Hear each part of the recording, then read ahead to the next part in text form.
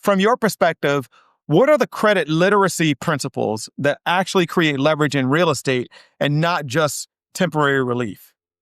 Well, I am going to say this. A lot of my realtors care about their clients, but then there are some who don't, right? They just want you to flip them and run them through like a machine. And that's all good and dandy. I'm not knocking those people who want to get to the sale, but they're missing the bigger picture. The leverage is in building up your clients and adding value. That's the leverage. Caring about them genuinely, to want to see them succeed to the point that they go back to their families on Christmas or whatever occasion, whenever they're around people, and they're saying your name in rooms and holding you in high regard. That is the come up. That is the leverage, being the thought leader in your market to truly give people a hand up, not a hand out, a hand up, who truly need you to assist them in this process. Most people think they don't qualify for a home because of money, but that's rarely the issue. Today, I'm joined by Angelique Soto, founder of Credit Snitch. She's helped convert over $100 million worth of so-called unqualified home buyers into real homeowners by teaching credit as behavior, structure, and identity. So if you lead people towards growth, this conversation matters. Angelique, welcome to the Leverage Lounge. Thank you so much, Mike, for having me. I appreciate it. I'm excited to have you here. I know. Yeah, I know. We were talking a little bit before the show. I'm like, man, we've planned this for a while and we finally made this happen. So I'm really glad that we're with both of our schedules. In God's time, right? In God's time, always. All right. Now, before we talk systems or strategies, I want to start here. You've worked with thousands of people who were labeled unqualified. Now, what do most people misunderstand about credit when they're trying to build a better future for themselves? They're missing maybe 4 of the 5 principles. They think maybe it's just about payments, paying on time, or they think it's barely using their credit cards. There's definitely a system behind it. And there are 5 factors that govern a credit score.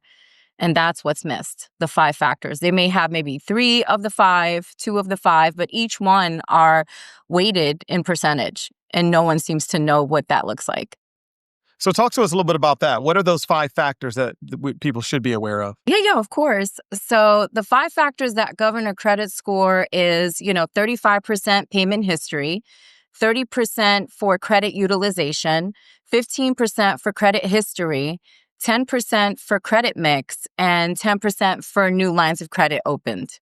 So those are the 5 factors, and most people don't know them at all. Yeah. I've seen people try, tell me that we got some stuff we want to pay down on our credit cards before we actually buy a house. But then I also talk to some lenders and they're like, don't do that, right? It really depends on what you're paying down and doing it from a strategic way. And that's something that you do. You help them figure out what to do strategically in order to become qualified. I am a corporate credit strategist by title. And what I do is I look at a profile on a tool that I use, a third-party vendor app, because we don't ask for social security numbers. And I look at the entire picture. I see credit reports like I breathe. It's so second nature. I know immediately the moment I look at a credit report what's going on in 2 minutes. Literally. You see beyond the matrix. I do. And it's such a map now, and it's such a talent. I work with a lender named Jessica Sherrill, and one day she was around me when I looked at a credit report. She was like, oh my God, your brain is like a machine the way you see reports. And I'm like, after you've been doing this for over 8 years, it just becomes second nature, right? And I know what works. I've championed so much success in people's lives and transformations, right? So it really is about understanding the principles and guiding our clients through them, because they don't really know what's going on and they assume. So when I first talk to my clients, I say, what do you think is troubling your credit score? And they'll just mention 2 of the 5 principles. And I'm like, okay, well, let's have an in-depth, real-time conversation about this. Here's a link. I need you to fill this out and share with me the sign-on and password. And we go straight through the analysis. It's just like bringing a car into an auto body. We go under the hood and we look at everything. We do the diagnostic, and that's what Credit Snitch does. And then we teach them as we're going. When we look under the hood, for instance, when they fill out the third-party vendor app, I immediately go into explaining. I don't hold back. I tell people, bring a pen, bring a paper, a notebook, because I'm about to lay it all out. I'm not afraid to share knowledge, give value at the door, right? So they Yeah. understand what they're getting into. And then I have them commit to a process, because that conversation also reveals self-limiting beliefs. If they were living in survival, people seem to think survival is just check to check, and it's not. It's a mindset. It's a mindset of lack, and there are so many mental things that go on with the survival, and it can stem back to childhood trauma. I evaluate that, and we have a doctor of trauma, Betsy Campisi, who's amazing, and she has helped me throughout my career and in my personal life get past my survival mechanisms. So we That's what I was going to say. So because you guys are doing more than just building credit. Talk to us and tell us some more about like what it is that Credit Snitch truly is. Okay, so we are a financial literacy education company, and I am my first client. I didn't know anyone in my sphere of influence who knew anything about credit. And I went through a divorce, and my credit was shot, and I had nowhere to go after the relationship was over. I couldn't rent an apartment. I couldn't get a brand new car. It was really difficult and disheartening. I realized no one in my sphere of influence knew anything about credit. They know some things and not the full picture. So I hired 2 credit professionals for $3,000. They took my money, never taught me anything, and barely did any work. I was desperate. We barely had food in the fridge at the time, so money was important to me at that time. I was in survival mode, and to not get the results and spend so much money working hours, spending time away from my daughter, it was traumatic. And I got very angry. And I said, you know what? I want to be the change I seek in the world. So I went out and I learned everything there was. I studied consumer law. I studied tax law. I went into understanding even the basics of what financial institutions would teach. And then I started fixing my own credit. I found out what worked, what didn't, and I mastered it. I ended up with a 700 plus credit score. And I then started arbitraging properties, beachfront in Puerto Rico, and replacing my ex's income and making 6 figures. And I found myself in a place where I learned to understand the importance of credit. And God dropped right into my head, you think I just did this for you so you could learn Right. principles? No, honey, you're serving a purpose. And I didn't want to That's hear it at first. At what point did it enter your mind that, oh, wait a minute, I can help other people and I can also create income and generate revenue by helping other people with the same thing I helped myself through?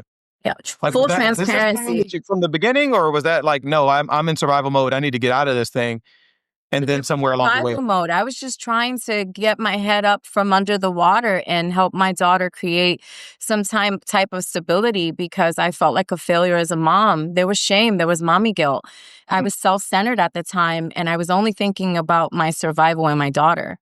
So when all of that happened and I was able to sit down for a moment and connect with myself, I heard God tell me, you know, what you did is beyond what you're understanding. You need to serve others. And then my family started watching me on social media and Instagram and friends, and they saw me doing Airbnb and living a very different life. I was going through my healing while I was transforming my credit.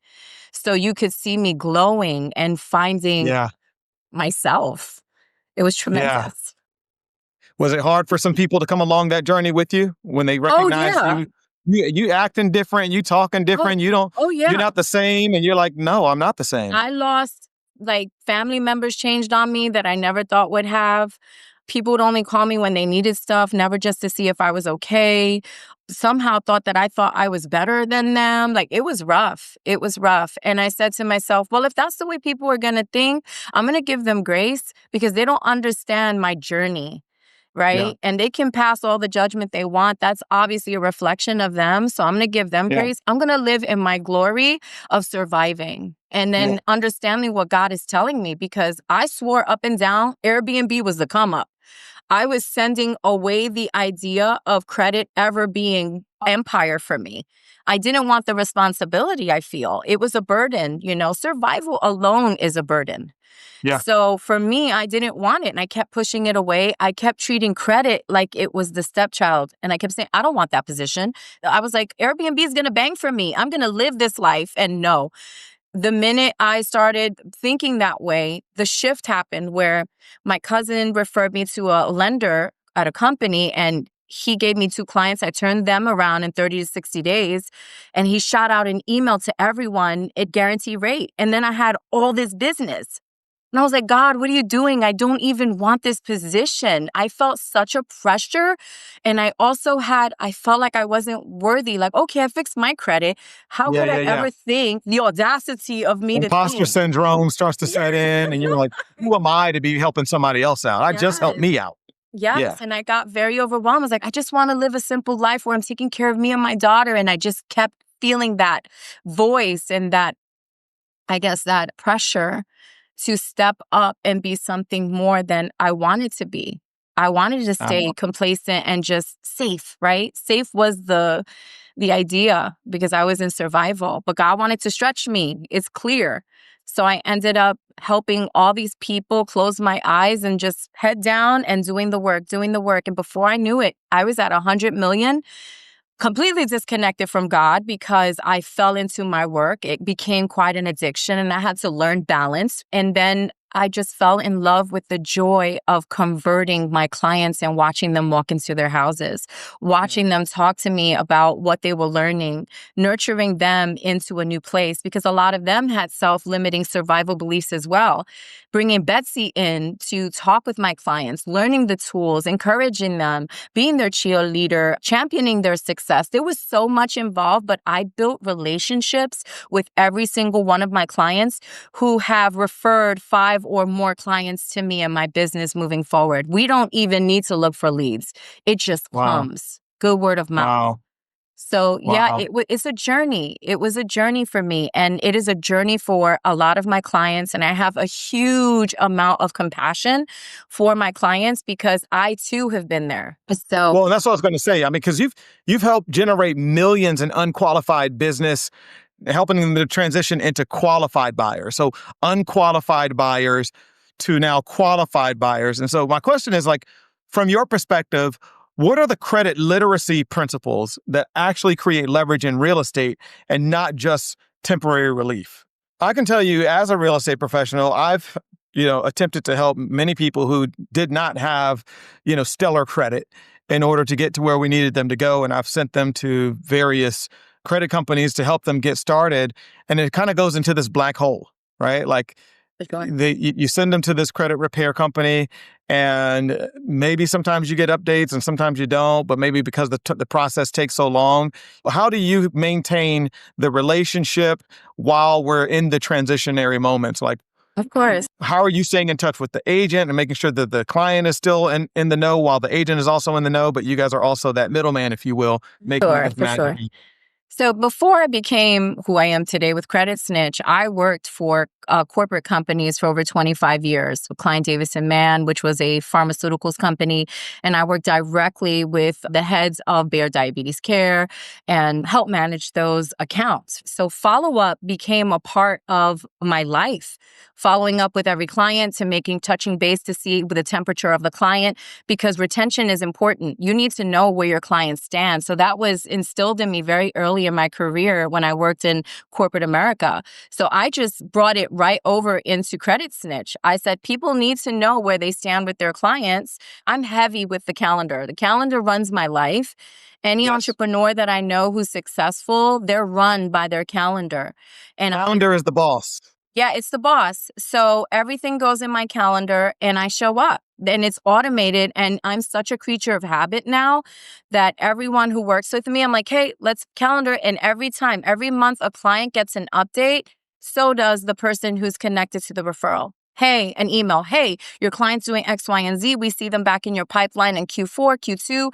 We got this score jump. We're super excited. Let's celebrate them. And then a month before we get to pre-approval and we're about to hit it, we freeze disputes because in lending, you cannot continue to dispute. They can't see that. So we stop disputing and we wait for the next month to hit so that they get to their qualifying score. And the realtor and the lender, we're all celebrating. So we're setting things up like champagne, maybe a lunch, do some content. I've done this for several of my realtors and it's been amazing on social media. It's the greatest marketing strategy you could use because it's in real time. So we're celebrating them and just Oh, it's amazing. I I absolutely love love that. it. So that's how we do it. We definitely have a process in place and follow up. I'm the follow up queen, always have been. I put it into my systems and everything's automated. Plus, I have staff, Winston Christie, SVP of sales. There's so many people here who are truly championing the success. And not everyone bats at 100, but we have to have grace for one another. And we Yeah. fix as we go, as any business does as we're growing. Yeah. So we Yeah. do our best to make sure everyone is in the know, and calendar is it. I love that. And so what's usually the first behavior that has to change before a credit score ever does? The client has to be willing to participate. I make them sign an agreement saying that they're not going to self-sabotage, get in my way if they're having any ideas, any negative thoughts, any impulses, anything regarding credit. I need them to have a conversation with me. I need them to immediately book my calendar, which is with Calendly. They can do it at 2, 3 in the morning if they're Mm. mentally, just experiencing whatever thoughts. They book, I show up, we have that conversation. And I let them know old habits die hard. It's Yeah. our responsibility to be supportive of one another and figure out how can we get past this obstacle, and budgets, right? Whenever a client starts with me, the first conversation we have during onboarding is, do you have a budget at home?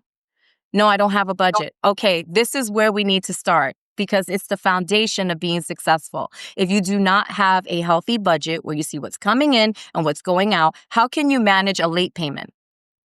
One late Yeah. payment will sink a credit score up to 120 points.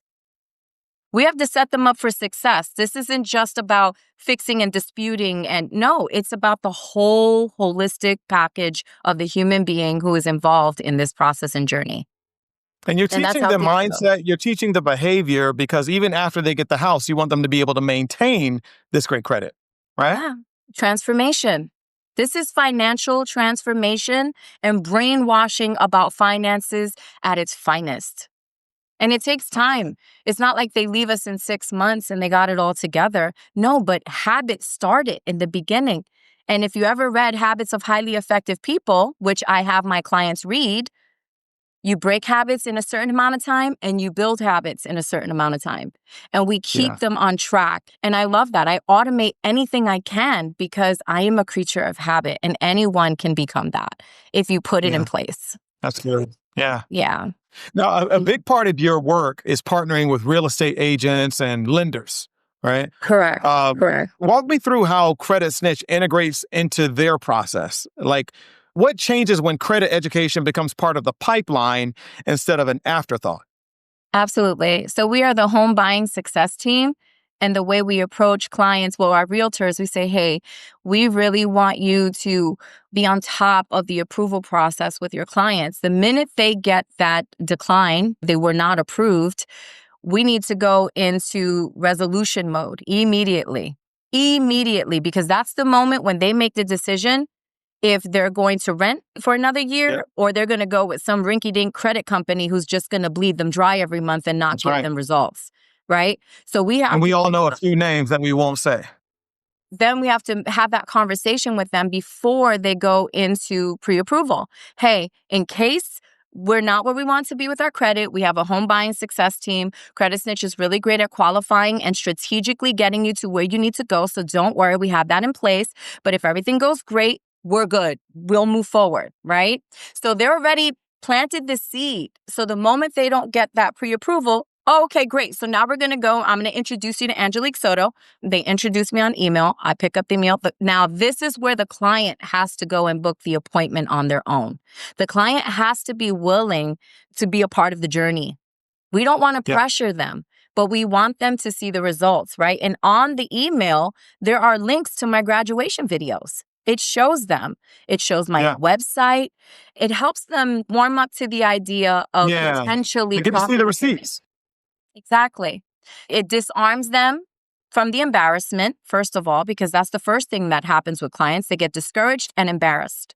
When they know you have a success plan and you've done this 20 times over and you have a team that's going to champion their success, they're jumping in. They're like, okay, lead me to the water, That's right. right? So Yeah. it's our job to have that level of experience, influence, and know-how So that's what they do. Now, They lead us to the email, and then we go into the analysis. so from what you've seen, why do you think that so many professionals wait too long to address credit with their clients? Embarrassment. Secondhand embarrassment? Embarrassment. Yeah. It's like, ugh, Yeah. I failed myself, because credit is sometimes a part of people's identity and self-esteem. Is I am not worthy. And if they're living in survival or they've encountered some sort of trauma, and this is coming from my Dr. Betsy Campese, if they've encountered some sort of trauma or childhood trauma in their lives, it reaffirms I'm not worthy. Or Mm, it reaffirms I'm just, if they have terrible internal dialogue, which I sometimes have, right? Self-deprecating thoughts, that's going to co-sign it. And they're just going to beat themselves up. The inner critic will step in and beat them up, and they will yeah. give up in the journey. So we're getting into the psychology of the client, and it is our job to make them feel like we are their manager as well, because they're firefighters through the process of survival. Internal family systems, if you don't know about it, please look into it. It talks about how people in survival think. And when they feel danger and they have no safety, they go straight into firefighter mode. They think they're helping you, but in actuality, they're not, right? They're just trying to secure safety. And that would mean, okay, that means we're going to go rent. We need to go get an apartment immediately. Rather than thinking, wait a minute, I trust my realtor. My realtor has the resources I need, and they're going to help me create a game plan. I'm safe. So we're going to move Yeah. in this direction. Safety is number one with every client when they get a denial for a pre-approval. You place a lot of emphasis on mindset training alongside, technical credit coaching.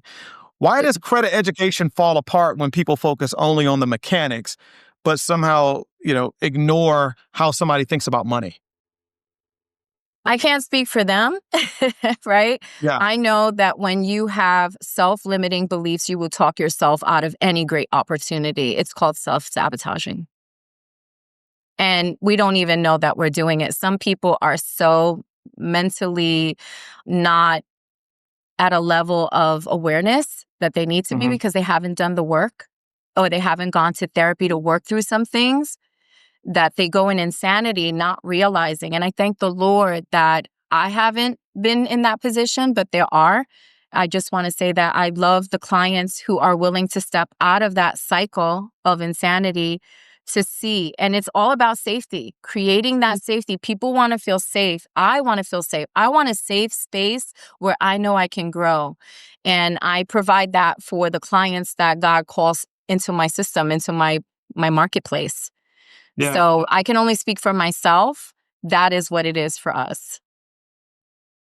Well, I want to shift gears slightly. We ask everybody this because small shifts tend to create the biggest leverage over time. And so, looking back at the people that you've helped most, what's one small change that consistently creates outsized results in someone's financial trajectory? Giving yourself permission to be unfinished. That habit of saying, okay, I can change whatever it is that's going on, and take the step to making the change, the commitment to the change. So if someone doesn't know how to manage their money, the first commitment would be to creating a budget and sticking to it and creating that habit.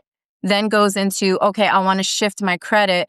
So now that I fixed my budget, I want to now make a commitment to myself moving forward that I will never have a late payment again on my credit report, because late payments is the biggest issue on a credit report.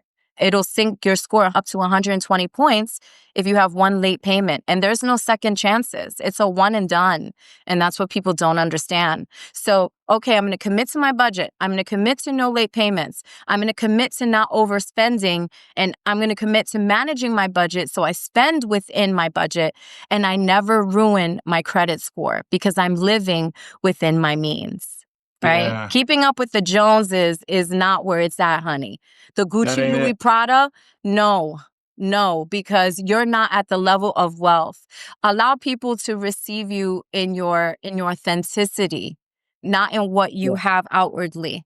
And I Yeah. learned that. I had to learn that the hard way because so many people around me were wearing the Louis, the Gucci, the Prada.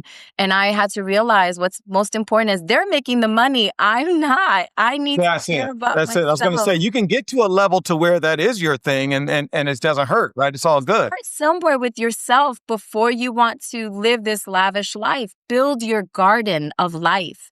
And that includes your budget. That includes loving yourself deeply to commit to taking the steps to build a budget and it's a step at a time. This does not happen overnight. And we need Yeah. to be okay with giving ourselves permission to be unfinished.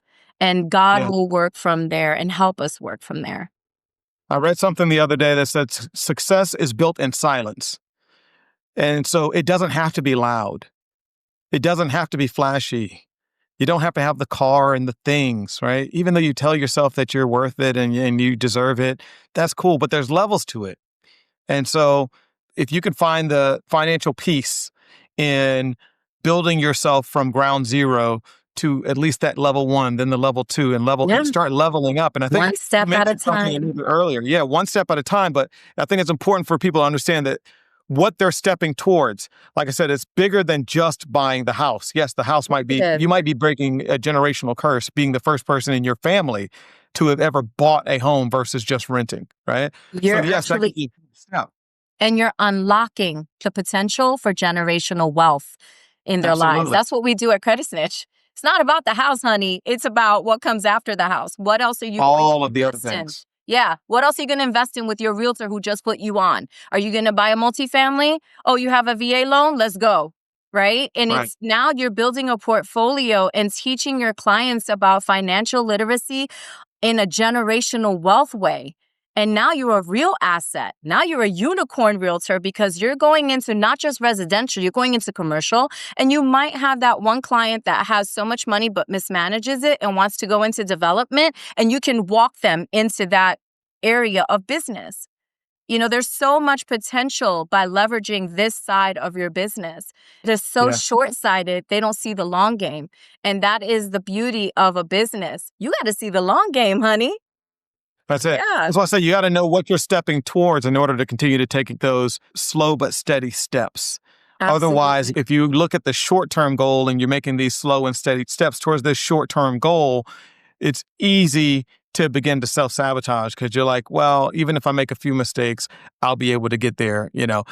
Whereas if you look at it, you know, not from the next 3 to 5 years, but what does it look like for the next 10, 15, 20 years? What are we trying to build? Yeah. Now you start understanding, okay, I need to be very methodical about the steps that I'm taking and be Lead with your around the heart. right people, you Lead know? with your heart. I am my brother's keeper. I am my brother's keeper. I am my brother's keeper. And the more I have done that, and let me say this, don't get it twisted. We have encountered moments where no good deed has happened, right?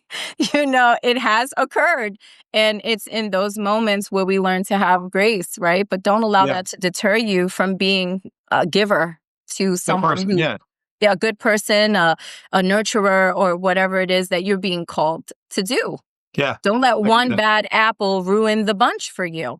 Yeah. And that's what I've had to remind myself all the time about, and Winston as well. And that's why my partner is so important to what we do at Credit Snitch.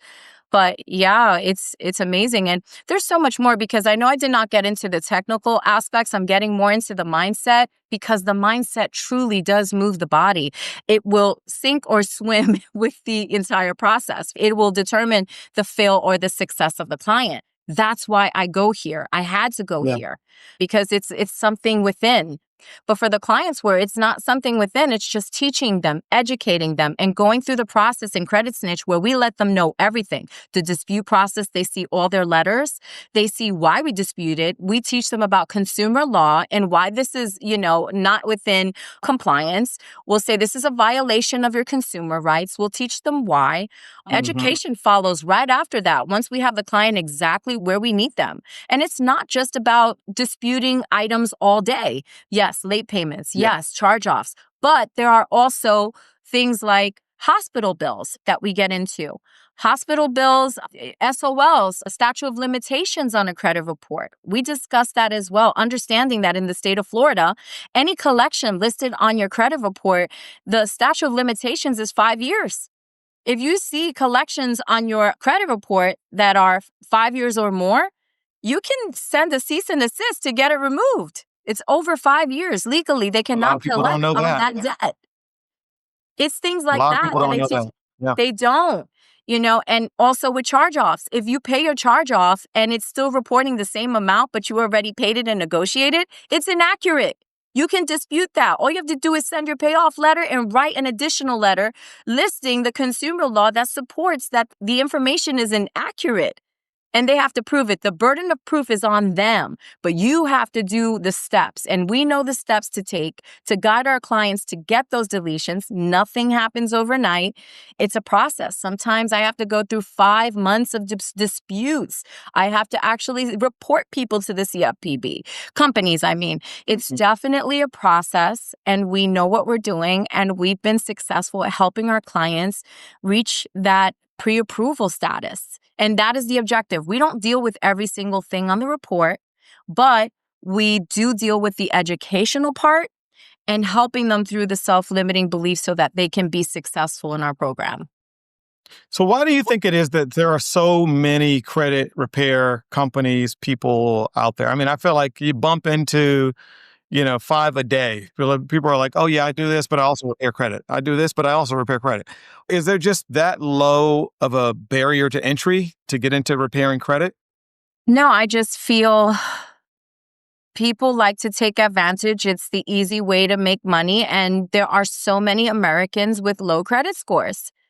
What mercenaries you don't know who wouldn't jump into a pond with a percentage so high as low credit score Americans? I believe it's up to 68% of Americans are financially illiterate. Wow. Wouldn't you want to jump into a 68% unqualified buyer and ignorant buyers who don't know and praying and wishing that this person wouldn't take advantage of them? And that's just what Yeah. it is. It's the nature of the beast. It's the way it was designed. And that's what pissed me off and said, you know what? I'm going to be a disruptor in my market. I don't had it. They ain't seen Yeah. anyone like a fire like the one I'm going to start. They ain't never seen Right. this fire.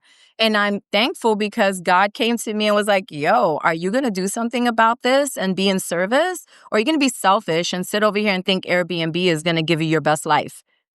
I was convicted, Mike. Okay. I was convicted. And I'm so glad that I answered my call because it has changed me and it's still changing me into a version of myself that I get humble every time I see. And I'd rather be the person struggling and fighting through my personal growth and growing pains to be this person to serve people to also reach those levels than to be the selfish person I was thinking it was all about money because that was unfulfilling. Yeah. It goes back to, what got you here won't get you there, right? Exactly. So those people can steal money like they stole from me, $3,000 a pop. So I was 6 in total. Nothing was done, but they never got my business again and they got no That's right. referrals. So that was the short-sighted repair company who probably isn't even in business anymore because they had no word of mouth. And you get tired of chasing leads, right? Absolutely. So I Absolutely. don't have to chase leads. My business is growing and we're doing so much more. And God has opened so many more doors for us to do more in the funding space for our clients than ever. And that's how I Well, know that I'm in the right path. And we want to lead all of our clients to leverage that type of thought so that they can grow. yeah. Well, for the person that's listening to this who leads clients and families or even teams, what's one belief about credit that they need to let go of immediately if they want to create real momentum? Absolutely. And I want to say one other thing, not knowing everything. I feel like a lot of my clients felt like they knew what was going on in the credit space, and they didn't. They didn't know what was going on in the credit space, and they thought they did. I don't know it all. That like having that I don't know it all, and I'm willing to accept the help. I think that's also important. Show us some receipts. Tell us about at least one client that you are extremely proud of. Tell us that story. I had one client named, well, I don't want to say her name, but she was amazing. She would pray all the time. She would take her prayers to her prayer group, and she had the fastest results I ever saw. Her faith pushed that pre-approval in 60 days, and she had more than most of my Wow. clients had on their credit reports. They were just falling off. And all I could say was, oh my goodness. And she walked into her pre-approval in 60 days and we were screaming and crying. It was the best experience ever. But you have to have an open mind. You have to be willing. You have to have that perseverance attitude. We're pushing forward because it is a racket. And that's what a lot of people don't realize either. But it becomes even more so when you don't know the rules. So learn the rules and let's play the game. I tell people, your credit is not who you are. It just shows something that happened along the way, right? A lot of people take on this identity of bad credit, bad person. Yeah. Right. Bad credit, ignorant A reflection person. of their self-esteem. Good credit, better than everybody else, right? And it doesn't tell the tale of who you are. It tells the tale of something that happened along the way. There's a lot of people who've gone through really messed up divorces, as you were kind of talking about, right? Messed up situations where it tanked their credit. But it has nothing to do as a reflection of them. It's a reflection of something that happened along the way. So I think that's one of the biggest beliefs is that people have to get over this credit identity. I'm embarrassed. I'm ashamed. No. Yeah. It takes one late payment to sink a credit score. What are you ashamed of? The rules aren't fair. The rules aren't fair. Yeah. I'm going to be real about it. And I say to my clients a lot, if it's one late payment that'll sink a credit score, imagine how many low credit scores Americans have. It's a high percentage. And we can't attach our self-esteem to numbers. It's more than numbers. It's education. Don't let me go into how it was designed from the very beginning. This goes back to slavery days, Education wasn't rolled out properly. It was not taught in school for a reason. So it's our responsibility to teach our children, to get involved in financial literacy, to become stronger in discussing financial literacy in our homes. And I say this to my clients all the time as well. If you were not born into a trust fund and you weren't born into wealth, credit is the foundation to build wealth. Amen. And that's why it's so important for us not to discount having a bad credit score and leaving it that way. You are leaving so much money on the table. Your Social Security unlocks so much money. You are just prolonging the wealth waiting for you. Do the work and make the strides to get to where you can be. It is possible. And you have to find the right people to champion that success. And we're here to help any realtors, any lenders, and any consumers build that wealth. So before we wrap, then I want to give you the floor. Where can people connect with you or learn more about your work? My website is creditsnitch.com. We have automations for lenders to begin their unqualified buyers pipeline, which is the UBP. And there is the links, realtor, lender. There are ClickFunnels that will lead you straight to your onboarding process where you will get a template to copy and paste and start introducing clients to us. We will see them. We will pick them up. We will go through the process. Now, for clients who are looking for credit repair, if you are a realtor who needs credit restoration and education, I welcome you. I will offer you a 20% discount. I will also teach you everything I know in my arsenal to make you stronger in even knowing how to talk to your clients when it comes to unqualified buyers and being stronger in ushering them into your home buying success team portal. And also, you can find us on Instagram. Credit Snitch is our handle. We give information. We're educating every day. You will see my AI twin. She's the baddest. She's bad. She actually, she went viral too, didn't she? I did. We're almost at 1 million. It's amazing. We got over 50,000 leads. So many people are thirsty for the knowledge. We're giving out a free credit guide. It's a game-changing playbook. Go on Credit Snitch on Instagram, download your free playbook and educate yourself, empower yourself. I'm welcoming everyone. If you're having thoughts about changing your financial life, we will be here to help you achieve that. I would be so honored. That's so cool. Well, Angelique, I thank you for the work that you're doing because it brings clarity to people's life, but also gives them the confidence that they need to move forward. And you're helping them to set that vision, helping them with that vision, but also helping them to set the pace of how quickly they can see that vision all the way to fruition. And so Absolutely. I'm grateful that you went through what you went through or get to where you are now and helping others. Me too. High five, Mike. Thank you for having me. I Amen. greatly appreciate you. Thank you. And to everyone who's listening, if this episode changed how you think about credit or qualification or even leverage, don't keep it to yourself. Share it with somebody who's trying to move forward or someone that you're trying to lead. And you can watch the full episode on YouTube or listen on Spotify and Apple Podcasts. Remember, leverage isn't something you apply later. It's something you become. We'll see you next time on the Leverage Lounge.